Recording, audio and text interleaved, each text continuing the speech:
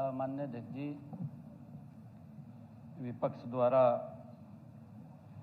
आज सरकार के प्रति अविश्वास प्रस्ताव वो लेकर के आ रहे हैं।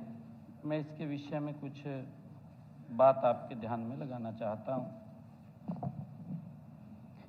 माननीय अध्यक्ष जी, मैं जानता हूं कि यह परंपरा के अनुरूप नहीं है, फिर भी बात बहुत गंभीर है और इसे चर्चा की शुरुआत से पहले रखने का मेरे पास समुचित कारण भी है। मैं इसीलिए आपके समक्ष खड़ा हुआ हूं। माननीय अध्यक्ष जी, कल का दिन इस महान सदन के लिए बहुत ही साधारण दिन नहीं था। माननीय अध्यक्ष जी, कल इस महान सदन में 12:20 से 12:35 तक जो भी घटा है, हरियाणा प्रदेश के जन जन ने उसको देखा है, सुना है। वह कोई साधारण संवाद नहीं था। माननीय अध्यक्ष जी, मैंने हमारे विपक्ष के नेता भूपेंद्र सिंह हुड्डा का स्वागत किया और आदरणीय भूपेंद्र सिंह हुड्डा जी ने भी भावपूर्ण ढंग से कहा कि आज तक मैंने कभी नहीं देखा कि किसी विपक्ष के नेता का इस प्रकार स्वागत हुआ हो। उन्होंने अपने वक्तव्य के अंत में हमसे यह भी अपेक्षा की थी, माननीय अध्यक्ष जी, जब हुड्डा साहब ने कहा कि विपक्ष की आवाज को दबाएंगे नहीं। हुड्डा साहब को हमने कहा कि हम नहीं ऐसा, क्योंकि लोकतंत्र है, इसमें किसी की आवाज दबाने का कोई सवाल नहीं है। हर व्यक्ति को अपनी बात कहने का अधिकार है। यह सही भी था माननीय अध्यक्ष जी, क्योंकि यह स्वस्थ लोकतंत्र की ही निशानी है। माननीय विपक्ष के नेता ने कहा कि राजनीति में मतभेद हो सकते हैं, मनभेद नहीं होने चाहिए। माननीय अध्यक्ष जी, हुड्डा साहब,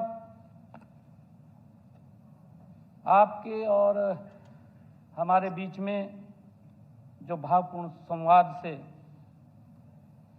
हरियाणा की जनता के मन में इस महान सदन के रचनात्मक भविष्य को लेकर के एक बड़ा सुखद संदेश गया था। जनता को लगा कि हम सब पूरे मन के साथ उनके हितों से मिलकर के काम करेंगे। परंतु माननीय अध्यक्ष जी, अफसोस इस बात का है कि 2 घंटे भी नहीं बीते, विपक्ष के द्वारा अविश्वास प्रस्ताव लाया गया। माननीय अध्यक्ष जी, मुझे तो यह विश्वास ही नहीं हुआ कि एक अच्छी शुरुआत हुई और उसके बाद अविश्वास प्रस्ताव आ गया।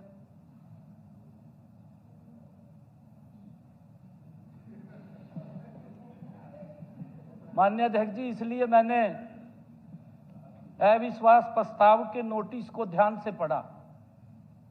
मैंने नोटिस मंगवाया तुरंत। माननीय अध्यक्ष जी, मैंने उसको पढ़ा तो मैंने देखा उसके ऊपर हमारे विपक्ष के नेता के साइन नहीं है। मैंने सोचा कि मेरी नजदीक की नजर नहीं है। मैंने ऐनक को साफ किया माननीय अध्यक्ष जी, और साफ करके मैंने फिर देखा, परंतु हमारे विपक्ष के नेता के साइन ही नहीं है उसके ऊपर। नहीं, देखिए, या तो हमारे विपक्ष के नेता अभी भी अपने आप को विपक्ष का नेता ही नहीं मान रहे।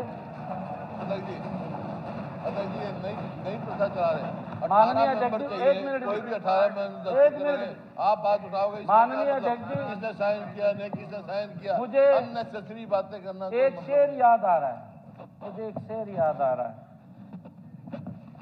लाओ तो कत्लनामा मेरा, लाओ तो कत्लनामा मेरा, मैं भी देख लूं किस किस की मोहर है, सरे मजर लगी हुई है।